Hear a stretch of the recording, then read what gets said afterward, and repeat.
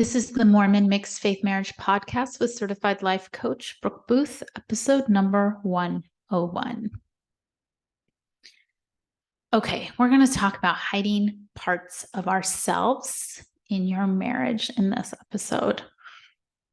And I want you to really take like a minute to think about this idea as I talk through it, because I think it's something of an epidemic in our marriages. Okay, let's get it going. There's this pattern where we hide and then we disconnect.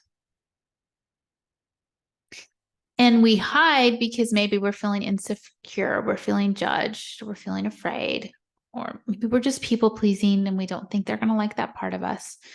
So we hide parts of ourselves. So often in a mixed faith marriage, it's beliefs or ideas or opinions or feelings. Sometimes it's even actions like drinking coffee or wanting to drink coffee.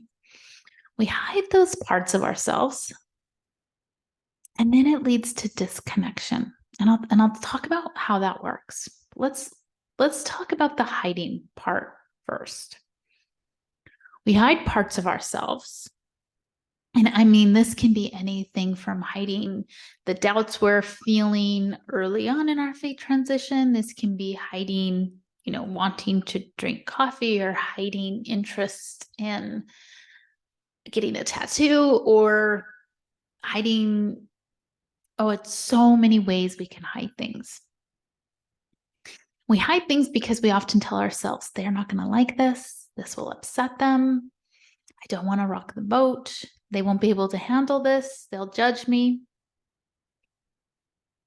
And that's what causes us, we feel a feeling and then we hide whatever it is we think they're not going to like, or we think isn't going to go over well or be well received. Now, here's the truth of what we're actually hiding. What we're actually hiding is ourselves. We're actually hiding who we are. We're actually hiding the truth about ourselves when we hide things. We're hiding our thoughts, we're hiding our opinions, we're hiding our feelings, we're hiding our beliefs, we're hiding our ideas. We're essentially hiding parts of ourselves. We're showing up in this relationship, showing parts of ourselves, the parts that we feel are the most acceptable, the most likely to be received well by our partner. Maybe you hide feeling uncomfortable in sacrament meeting. Maybe you hide what you really think about a person or an idea, or what you really feel about an concept or a doctrine, or you hide watching an R-rated movie, all sorts of things. I want to talk about hiding things isn't inherently bad or a problem. Like, you don't have to tell your spouse absolutely everything that's going on. But when we hide things on purpose, intentionally, because we're afraid they're not going to like us, because we're afraid we're going to be judged or disapproved of, that's where it gets interesting. When we hide things for those reasons, what tends to happen is we feel less connected, less seen, and less known. So for instance, if they were to say, "Hey, I love you. You're such a wonderful person. I'm so lucky to be married to you," it can be really challenging to fully receive that and fully believe it, because somewhere in the back of your mind, it might be going along some sort of script like, if you really knew about me, if you really knew about X, you wouldn't feel the same. You wouldn't feel that way about me. You wouldn't love me in the same way. If you really knew I didn't like going to the temple, maybe you wouldn't love me in the same way. If you really knew what I thought about Joseph Smith, you wouldn't love me in the same way. Or it can be from the believing perspective. If you really knew what I felt about how important it is to go to the temple, maybe you wouldn't love me in the same way. A lot of times the reason we start hiding things because we think that will protect the relationship and preserve closeness. We're afraid that bringing out those uncomfortable truths, those uncomfortable aspects of ourselves, beliefs, opinions, thoughts, feelings that we're experiencing, we think that putting that on the table, the relationship table, that that's going to drive away our spouse, that they're going to be like, I don't like this. I don't want to be with you. So we hide things in an effort to protect the relationship and preserve closeness. Now, maybe you're noticing that there's a bit of an irony here, and there really is, because it often creates exactly the opposite result that we're looking for. Hiding things does not protect the relationship and preserve closeness. It creates distance. Now, again, I'm talking about when we hide things from fear, when we hide things that we really want to be sharing. It creates distance every single time.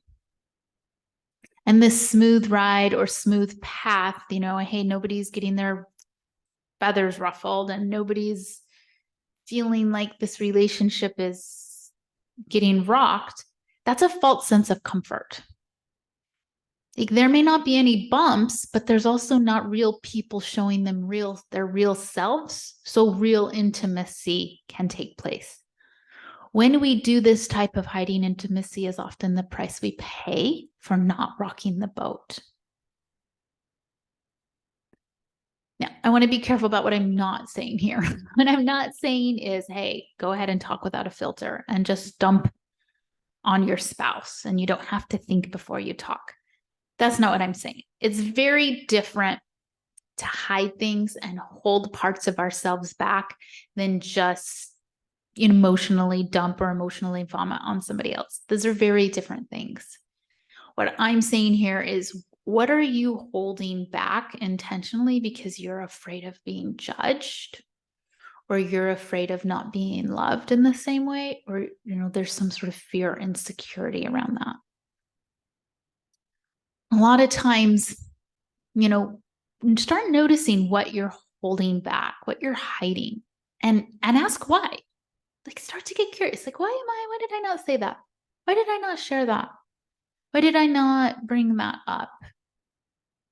What's your reason? And then make sure you like your reason for holding back. It's one of my favorite tests for deciding if I want to change a behavior or not. Like, what's my reason for doing that? And do I like that reason? If my reason is fear, insecurity, I might not like it as much as if it's generosity or love. Maybe I'll like it just as much, but I'd like to at least bring it to the conscious level so I can make that decision. Now, I noticed something about my own relationship is I found myself holding back a lot and hiding things on a regular basis because I didn't have a good way of dealing with judgment from my spouse. And I'll say this even in a more precise way. I really didn't have a good way to deal with my insecurities and my fears that would come up when I perceived I was judged. So when I felt judged, when I felt like I wasn't approved of, I would just hold back and hold back and hold back and hold back. And then I would feel less known and less seen and less connected. And then he'd say, "You love me." And I'd think, well, do you really? Like, do you even know me to love me? Right. And so if I trace that back, I realized the work for me to do was to learn how to manage and deal with my insecurities and fears that came up when I perceived I was judged. Whether that was actually real judgment or not, kind of irrelevant. But like, this is what was causing me to hide more and more and more. So I needed to look at that. Like, what was around my insecurities and fears that are coming up when I felt judged? I really had to look at judgment in a new way. Like, if I thought judgment was happening between us, like specifically from my husband to me, one thing that was really helpful was to start seeing his judgment as his own stuff to work through. I mean, if he was judging me for my decisions and my opinions and my thoughts, that was his stuff to work through. And it was probably more about him than about me. Now, this helped me deal with those insecurities and fears that would come up when I perceived I was judged. It helped me soften so I wasn't having such a knee-jerk reaction to the experience of being judged. I started to have to understand and grapple with this idea that judgment isn't something I could eliminate from our human relationship. It wasn't ever going to be totally absent in our relationship, that it was kind of a two-way street sometimes. In fact, I would judge, he would judge. So it could be something I managed instead of tried to eliminate from the relationship. And again, this softened things too, because now I didn't have to change a fundamental part about my husband or myself and erase and eradicate that in order to not hide. I had to look at my own insecurities. I had to address them and work through them. Like, what was coming up individually for me? Like, what was this about? I had to unpack some things and clean up some things so that when I perceived I was judged, it wouldn't send me, scurrying back into the cave to hide who I really was and to not participate in this relationship. I had to practice courage to speak up and be honest about what I was experiencing when I would normally go silent. I had to practice courage to engage when I would normally disengage. That's scary stuff.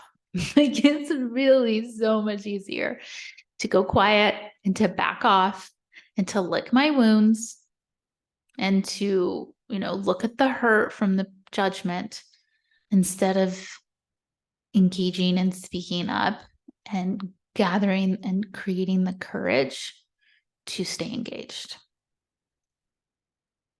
What's interesting is the more I could gather that courage and engage instead of disengage, the more I could show up to be seen, the more I could show up to be known in that relationship, the more I could be an active participating partner.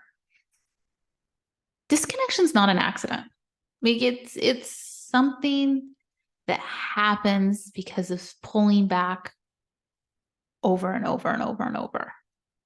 When we can look at what is causing the pulling back and you can address that, then a lot of times you can address the disconnection. So what's causing you to disconnect? Is it that you're hiding something? And if so, why are you hiding that? And what kind of work needs to be done to address that? And I want to make a note here. This is something I've been thinking about, and I think this is an important thing to say. So a lot of what I teach and a lot of the work I do with my clients is around this idea I'm teaching in this podcast, this idea of owning your part in the relationship, cleaning up your side of the street, looking at your thoughts and your emotions, and not blaming everything on your spouse and not waiting for them to change before you can feel better in the relationship. And I think that's good. I'll stand behind that any day of the week. But this is the comment I want to have on that is I don't want that to be overly, I don't want that to be internalized in an overreductive way. Sometimes you can change, and compromise, and bend over backwards and do all your work and clean your side of the street up. But that doesn't always mean that this is the relationship for you forever. I want you to use these ideas that I teach in the podcast to empower you, to help you be the person you want to be and create relationships that you can thrive in. And I don't want you to use the tools and the things I teach in this podcast to beat yourself up, to say, I just need to try harder, I just need to do more work, or to use them as an excuse to stay in a relationship that's harming you, or that doesn't work for you, because you're just needing to, do your work and clean up your side of the street. I want it to empower you. As soon as it crosses over into this justifies me staying in a terrible relationship that's harming me, that's not empowerment. So as I give you these messages, always think of it in that context. Please empower yourself. Please take responsibility for what's going on in your relationship, because a lot of times that's all you can control. But that doesn't mean that all relationships need to be maintained forever, and all relationships need to be preserved at whatever cost. Like sometimes, yes, do your work, empower yourself. And sometimes the relationship is more harmful than beneficial. And then there might be some different work to own that, acknowledge that, and step into that. Okay, quick review after my little soapbox. I tend to get on soapboxes a lot. Quick review. If you're hiding part of yourself in this relationship, sorry, I just bumped my microphone. If you're hiding yourself in your relationship because of some insecurities and fears, because you don't want to rock the boat and you don't want people to see the real you because you don't think they're going to like that, that's probably going to lead to disconnection. And that's probably going to lead to you having a hard time receiving love and care and affection in the relationship. So it can be really helpful to dig into that and look at that and get curious why you're hiding things and what it is you're avoiding feeling or doing or thinking or whatever that is feeding into your avoidance so that you can experience more connection and more love in your relationship. Sometimes it's not always getting our spouse to do something. It rarely is. A lot of times it's just looking at what's stopping us from connecting, what's stopping us from enjoying the relationship and cleaning that up and moving it out of the way so that that love, that relationship can be more of a free-flowing experience. Okay, if you're in a mixed faith marriage and you're looking for additional support, I've got you. Go to my website, brookeboothcoaching.com, grab my mini course. It's a free mini course. It's got some of the best tools to help you get started, like today, on working on your mixed faith marriage, to help you today to start developing tools and skills and ideas and concepts so that you can show up more empowered, more clear, more kind, more loving in your mixed faith marriage. Okay, wishing you the best.